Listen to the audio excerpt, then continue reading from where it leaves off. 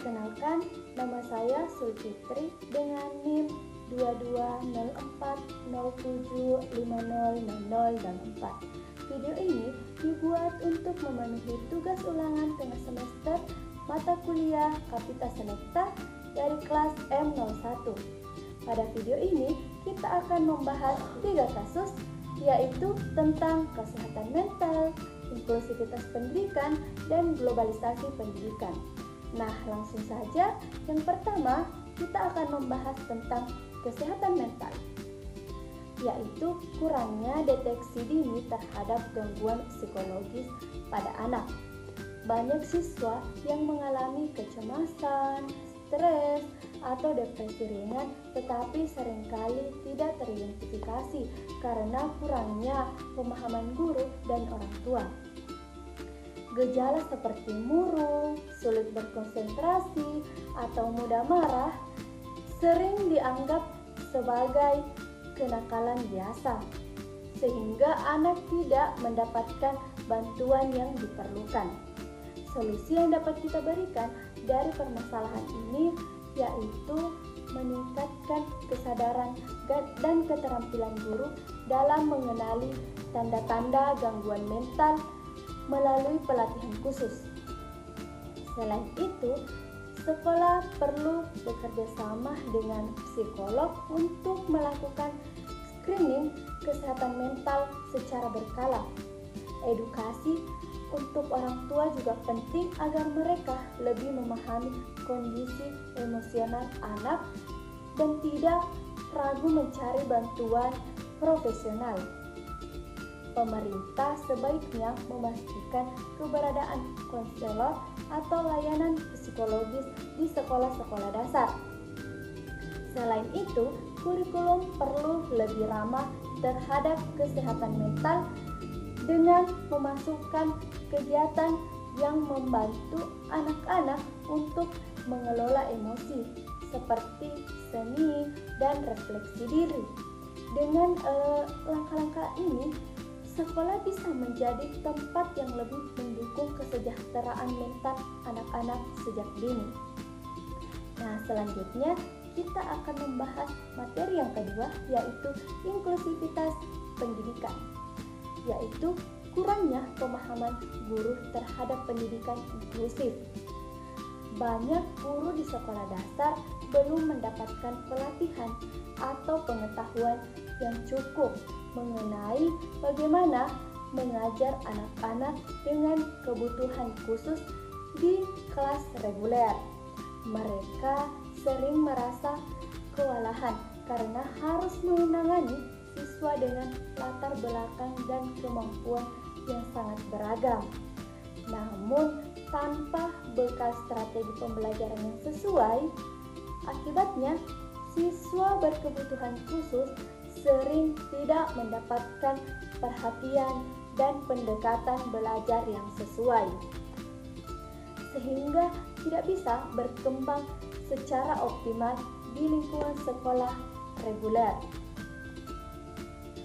Solusi yang dapat kita berikan dari permasalahan ini adalah menyelenggarakan pelatihan intensif bagi guru tentang pendidikan inklusif.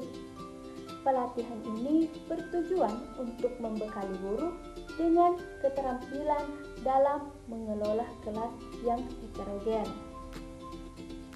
memahami karakteristik anak-anak yang berkebutuhan khusus, serta menyusun metode dan media pembelajaran yang fleksibel dan adaptif.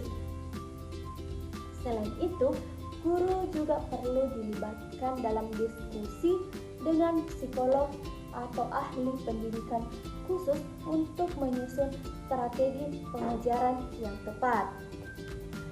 Dengan meningkatkan kapasitas guru, maka proses pembelajaran inklusif dapat berjalan lebih efektif dan semua siswa termasuk yang memiliki kebutuhan khusus dapat belajar dan berkembang secara setara. Nah, selanjutnya materi yang ketiga atau yang terakhir yaitu globalisasi pendidikan, yaitu dampak globalisasi terhadap kurikulum dan praktik pendidikan di sekolah dasar di Indonesia adalah kurangnya kesiapan guru dan sekolah dalam menghadapi tuntutan pendidikan global. Globalisasi menuntut perubahan dalam sistem pembelajaran seperti penugasan teknologi, integrasi kompetensi abad 21 yaitu kritis, kreatif, kolaboratif, dan komunikatif, serta pemahaman isu-isu global. Namun banyak guru sekolah dasar belum dibekali pelatihan yang memadai untuk menjawab tantangan ini. Mereka masih menggunakan metode pembelajaran yang konvensional dan belum terbiasa memanfaatkan teknologi secara efektif dalam proses mengajar. Selain itu, banyak sekolah khususnya di daerah belum memiliki sarana pendukung seperti akses internet, perangkat digital yang cukup. Hal ini menyebabkan ketimpangan kualitas pendidikan dan membuat siswa tidak sepenuhnya siap menjadi warga dunia yang kritis dan adaptif. Solusi yang dapat kita berikan dari permasalahan ini adalah dengan meningkatkan pelatihan dan mengembangkan profesional guru secara berkelanjutan.